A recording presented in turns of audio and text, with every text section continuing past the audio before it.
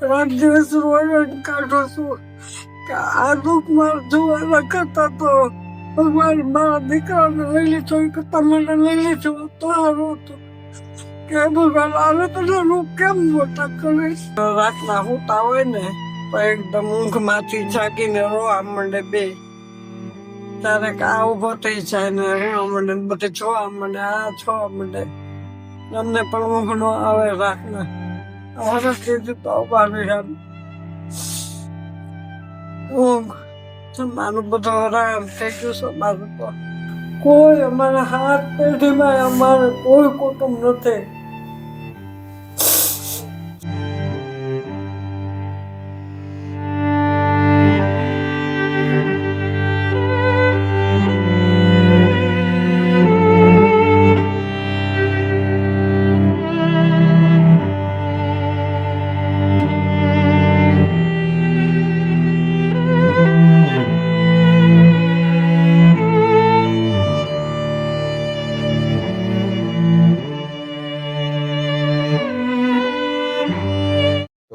પેલા તો મારું નામ અંકિત છે. હું true help care charitable trust માંથી આવું છું. તમારું નામ શું છે?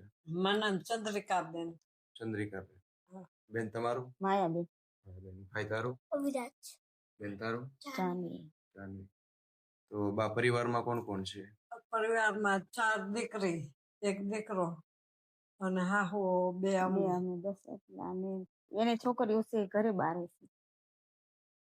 મારે 5 દીકરી પણ ઘરે બાર. મારો એકનો એક દીકરો હતો એ પણ ઓફ થઈ ગયો. અમારે બીજો આગળ પાછો કાકા દાદા કોઈ અમારે છે નહીં. અમારે રહેવાનું ઘણું સારું છે. એક અમારે ખાવાનું નથી. અત્યારે તો હું 2 કામ કરીશ પણ મને એક આટલું દુઃખ થયું. ગયા પછી મારા 5 છોકરા મારું પછી બીજું કોઈ પરિવાર છે જ નહીં? કોઈ છે જ નહીં. કોઈ ભાઈ કોઈ કાકા કોઈ છે જ નહીં. કાકા દાદા મામા માસી કોઈ નથી. મારો એકનો દીકરો મારા ઘરવાળા એ પણ એક મારા મારા હારાને નોકરી હતી તો મકાનો ના બધું વસાવતા ગયા. એની પાસે અમારે ખાવા પીવાનું કોઈ છે એટલે અમારે ગંભીર હાલત છે. તમારા હસબન્ડ અને તમારો એકનો એક દીકરો બંને ઓફ થઈ ગયા છે? બે ઓફ થઈ ગયા. સાહેબ બેના ફોટા મને દાખલો કે તોય પણ હું દેવા તૈયાર છું. તો શું થયું હતું? બેન અટક મારા બાબો ગેસ એજન્સીમાં નોકરી કરતો, ગાડી ચલાવતો. એને અટક આવી ગયો અને મારા ઘરવાળાને અટક આવી ગયો. મારા બાબલાને વર્ષ દિવસ થયો છે. એટલે હજુ વર્ષ જ થયું છે? 1 વર્ષ જ થયો છે. 1 વર્ષ 2 મહિના જેવું થયું. બા અત્યારમાં તમે શું કામ કરો? અત્યારે હું વાસણ ઉટકવા જાઉં છું. રસોડાનું કામે જાય. મારે કચરા પતા કરવા જાય, ક્યાંક પીરસવા જવાનું હોય, લગ્ન પ્રસંગ હોય તો ત્યાં પીરસવા જાય, પૂરી વણવા જાય. એમ કરીને અમે ઘરનું અમારું ગુજારણ લઈ. તમને દુઃખ નહીં થતું હોય? દુઃખ તો ઘણું થાય. કોને કેવું ભગવાન ના આધારે તમારી જેવા ભાઈઓને મદદ કરે. રાત દિવસ રોઈ કાઢો છું કે આ દુઃખ મારે જોવાના કરતા તો ભગવાન મારા દીકરાને લઈ લીધો કે તમને લઈ લીધો તો સારું હતું કે ભગવાન આવે તો હું કેમ મોટા કરીશ. કેમ ભાઈ એવું વિચારો છો? શું કરું ભાઈ? અત્યારે જાત આવે છે થોડું ઘણું કર્યા કરી પછી શું કરું?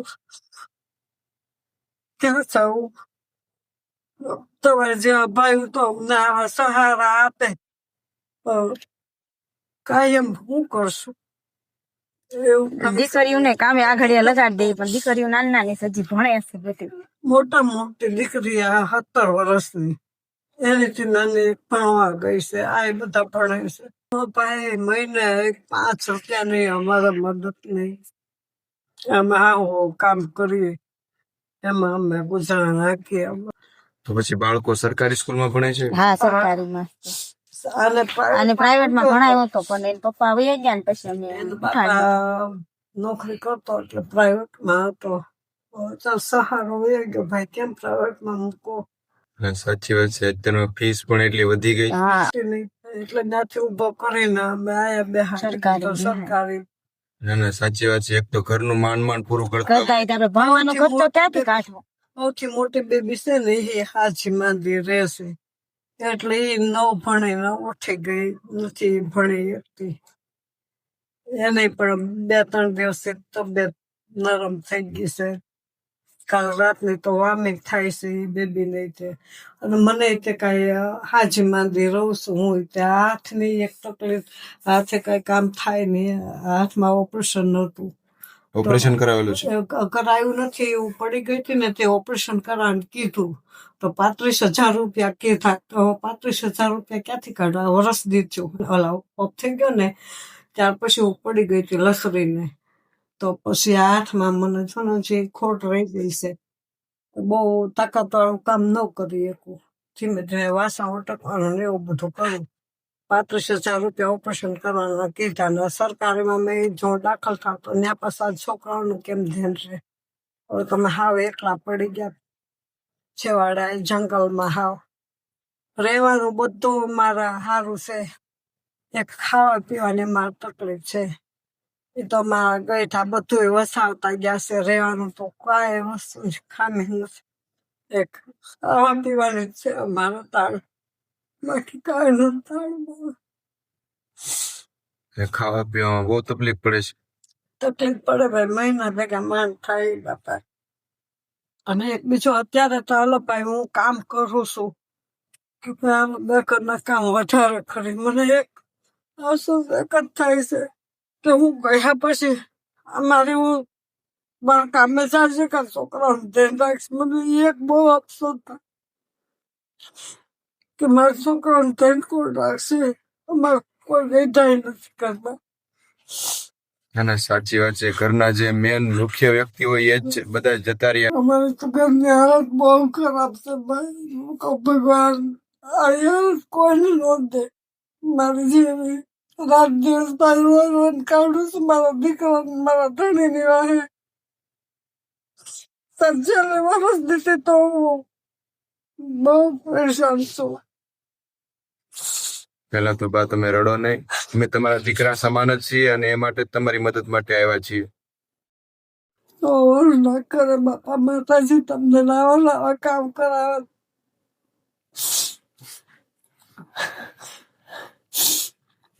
અમારે જેવું દુઃખ કોઈને ભગવાન ને કહી ન દેશો.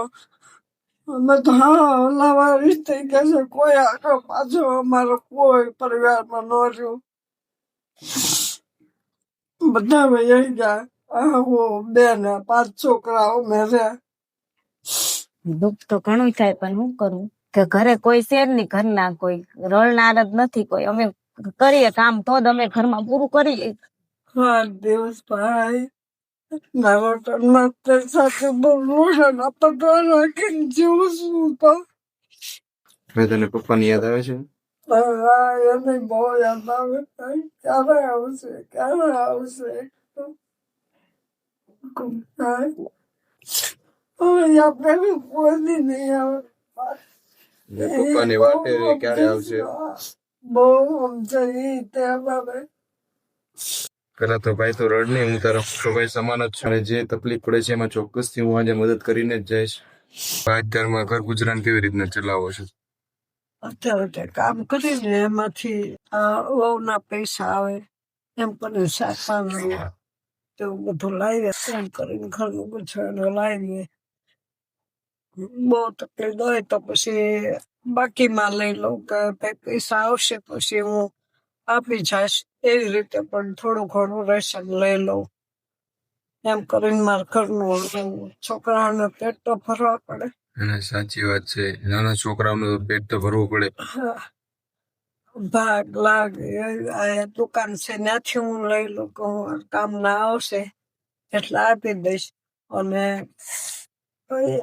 આ જંગલ અમારા પાસે છે ત્યાં અહીંયા વખાણ છે તો થોડું ઘણા હુકલ બોતણ હોય ને એ પણ એને ખોરીને આપી દઈએ. એમ કરીને અમારા ઘરનું ગુજાર હલાવું. છોકરાના ભાગ ભાગના નીકળે.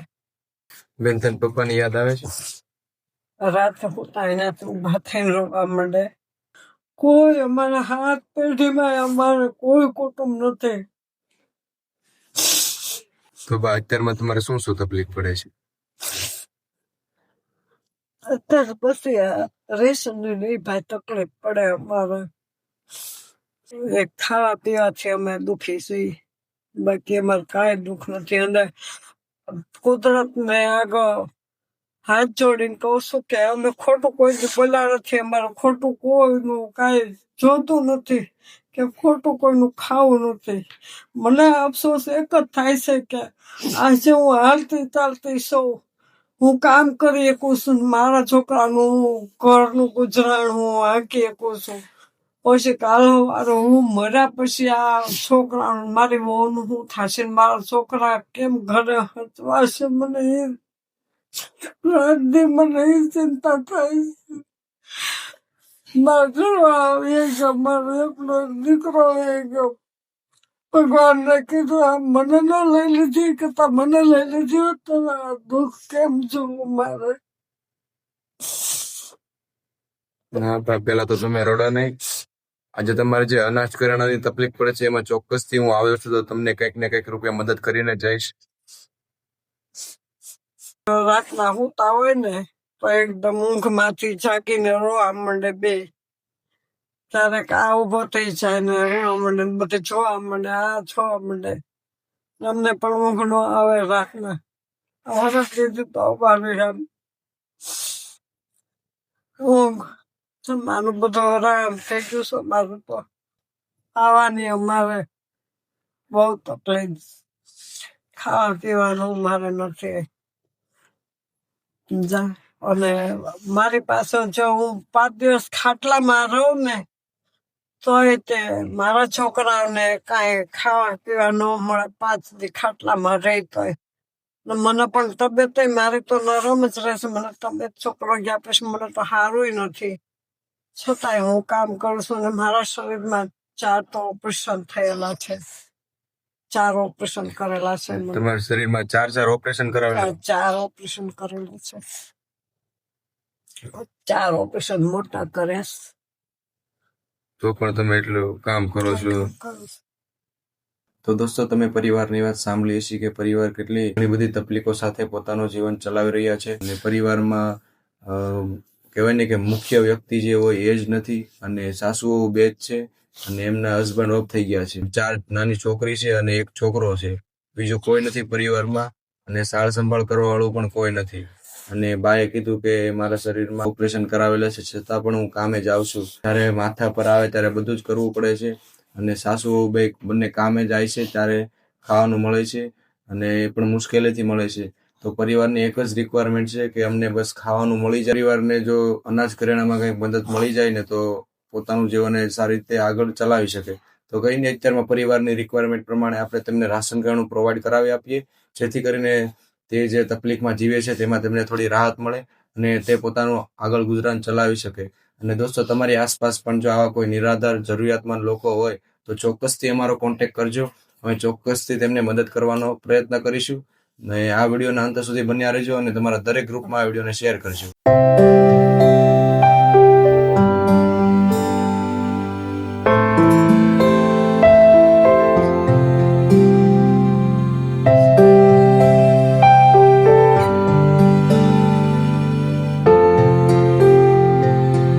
તો દોસ્તો, પરિવારની જે પણ કઈ રિક્વાયરમેન્ટ હતી એ રિક્વાયરમેન્ટ પ્રમાણે આપણે રાશન કરિયાણું પૂરું પાડી આપ્યું છે.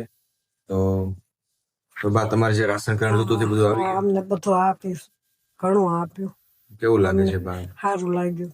અમારે જે ખાવા પીવાની તકલીફ હતી એ બધી અમને પૂરી કરી આપી છે, ને અમને સંતોષ પ્રમાણે બધું આપ્યું છે. તો બેન, તમને કેવું લાગે છે? ઘણું એટલું અમારે તો હોય.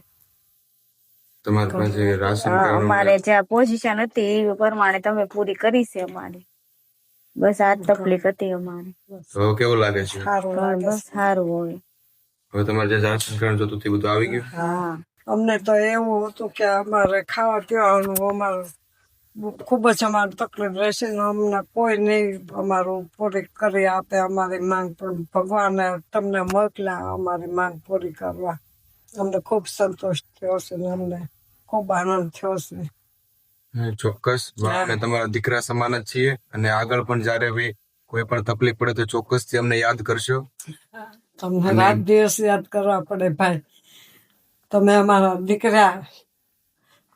દીકરા તમે બાપા. હવેથી તમે અમારી જરૂરિયાત બધી પૂરી કરી. તમે અમારા દીકરા બાપા. માતાજી તમને હો વર્ષના કરે ને આવા કામ તમને માં ભગવતી અને કુદરત તમને કરાવે. બસ બા અમને એવા જ આશીર્વાદ આપજો કે અમે તમારા જેવા વધુ લોકો સુધી પહોંચી શકીએ ને વધુ લોકોની મદદ કરી શકીએ. હો વર્ષના કરે બાપા. ખૂબ મદદ આવી તમને બધા એના આશીર્વાદ મારા તમને કે માતાજી ભગવાન તમને આવા કામ કરાવે ને તમે ખૂબ અમારી મદદ કરી અને અમારી બધી જરૂરિયાત પૂરી કરી. અમારે જે વસ્તુની જરૂર હતી એ પણ અમને તમે આપી દીધી. અમને ખાવા પીવાની તકલીફ હતી. હવે અમને કોઈ જાતની અમને શંકા કે કોઈ જાતનું અમને દુઃખ નથી રહેવા દીધું. તમે અમારી જરૂરિયાત બધી પૂરી કરી છે. તો બા તમને જે આ રાશન કિરણા માટે આજે જેમને મદદ કરી છે એમનું નામ છે પંકજભાઈ દેસાઈ, જે આપણાથી ઘણા દૂર છે, યુકે લંડનમાં રહે છે. અને આજે જે તમને રાશન કિરણું મળ્યું છે તે તેમના તરફથી મળ્યું છે, તો તેમને તમે શું કહેશો? પંકજભાઈ નો ખૂબ ખૂબ આભાર. અને માતાજી મા ભગવતી એનું સારું કરે અને હો વર્ષના કરે અને અમારી માંગ બધી એને પૂરી કરીને અમને ખાવા પીવાની સંતોષ એને આપી છે. તો અમને ખૂબ આભાર એનો અને ખૂબ અમને આનંદ થયો છે. અમને આટલું રેશન આપ્યું છે તો એના ખૂબ ખૂબ આભાર અને એના અભિનંદન. અને ક્યારેક એ પણ આયા અમારા આંગણે પધારે. અમારે રહેવા કારવાનું ખૂબ જ અમારે બધું પણ સારું છે.